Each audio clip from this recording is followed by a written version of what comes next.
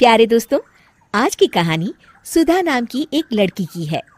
सुधा एक बहुत ही आलसी लड़की थी। घर के काम करना तो दूर, वो एक गिलास पानी के लिए भी अपनी माँ पर निर्भर थी। अरे अब उठ भी जा नालायक, 10 बजे तक सोती रहती है। अरे कुछ तो घरेलू लड़कियों वाले लक्षण दिखा। सोने दो ना माँ, क्यों परेशान कर रही हो? अरे भाग्यवान, क्यों मेरी बिटिया को तंग कर रही हो? सोने भी दो इसे। लो, बाप बेटी दोनों एक जैसे हैं। देख लेना, आपकी ये लाडली ससुराल जाके हमारी नाक कटाएगी। मैं कहती हूँ अब भी वक्त है, अपनी ये आदतें सुधार ले, वरना ससुराल में तेरी सास कान खींच कर तुझे सीधा करेगी। वही तुझे सबक सिखाएगी। दुनिया में आज तक कोई ऐसी सास पैदा नहीं हुई माँ, जो सुधा चोपड़ा को सबक सिखा सके। लेकिन होनी को कुछ और ही मंजूर था। सुधा की शादी एक ऐसे घर में हो जाती है जहां उसकी सास एक रिटायर्ड पुलिस वाली थी। अब कहानी में मजा आएगा। हाँ माँ, यहाँ सब बहुत अच्छा है। मेरे ससुराल के लोग भी ना बहुत मिलनसार हैं। ठीक है माँ, मुझे नींद आ रही है, फोन रखती हूँ माँ। ठीक सुबह 5 बजे। अरे जल्दी उठो भाग्यवान, वरना कयामत आ जाएगी। हैं? अरे क्या हुआ? कौन सी कयामत आ जाएगी? अरे मेरी माँ आ जाएगी। तुम नहीं जानती, इस घर में सिर्फ मेरी माँ का हुक्म चलता है। सबको सुबह 5 बजे बिस्तर छोड़कर हॉल में पहुंचना ही पड़ता है। अरे अब इंसान क्या अपनी नींद भी पूरी नहीं करेगा? यहाँ मजाक चल रहा है क्या? तभी वहां सुधा की सास आ जाती है। अटेंशन!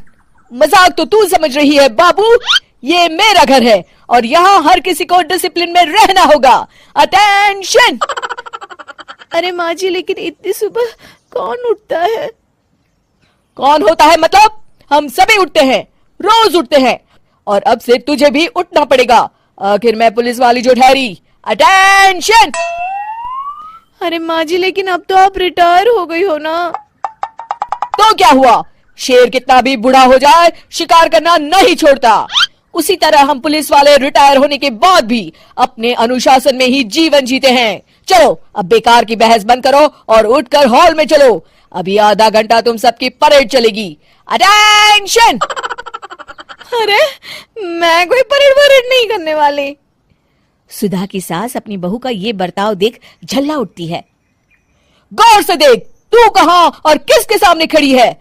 यहां बात सिर्फ एक बार समझाई जाती है, बस। अटेंशन! इतना कहकर सुधा की सास चली जाती है। अपनी सास का ये रूप देखकर सुधा घबरा जाती है और जल्दी से उठकर बाहर चली जाती है। उस दिन से सुधा की जिंदगी बदल जाती है। हाय, थक गई मैं तो। ये घर है या जेल? कितना काम करना पड़ता है। लाइए दीदी, 2 रोटियां और दीजिए, मुझे बड़ी भूख लगी है। ठहर जा बहू, ये तू क्या कर रही है? मैंने सबके खाने का हिसाब तय कर रखा है। तुम 4 रोटी से ज्यादा नहीं खा सकती और ये मिर्च मसाला भी नहीं चलेगा। मेरी बहुएं एकदम फिट होनी चाहिए। अटेंशन! क्यों माँ जी, आप हमें दंगल में लड़ने के लिए तैयार कर रही हैं क्या? क्या कर रही हो सुधा? माँ जी को मजाक बिल्कुल पसंद नहीं है। चुप करके खाना खा लो, इसी में भलाई है। इस तरह धीरे धीरे सुधा अपने सास के रंग में पूरी तरह रंग जाती है। लेकिन इसका उल्टा ही असर पड़ता है। सुधा अपनी सास से भी ज्यादा अनुशासन की पक्की हो जाती है। सुधा की सास तो सबको 5 बजे उठाती थी, लेकिन सुधा सबको 4 बजे ही उठा देती थी। दूसरी तरफ सुधा की सास की उम्र भी हो चलती है। माँ जी, आजकल आप सुबह उठने में बहुत आनाकानी करती हैं। मुझे ये सब बिल्कुल पसंद नहीं है। अरे बहू, मैं तेरे हाथ जोड़ती हूँ, भगवान के लिए अब मुझे छोड़ दे। इतने सवेरे उठना और कसरत करना अब मेरे बस की बात नहीं है। माँ जी, आप मैदान छोड़ के भाग रही हैं। आप तो पुलिस वाली हैं। अटेंशन! अरे अब कहाँ की पुलिस वाली, अब तो मैं रिटायर हो चुकी हूँ। बस बहुत हो गया। अब तुम सब जैसे चाहे वैसे जिंदगी जियो और मुझे भी जीने दो। अपनी सास को गिड़गिड़ाते देख सुधा मन ही मन मुस्कुराती है। इस तरह उस दिन के बाद से सुधा के ससुराल वाले एक सामान्य जीवन जीने लगते हैं।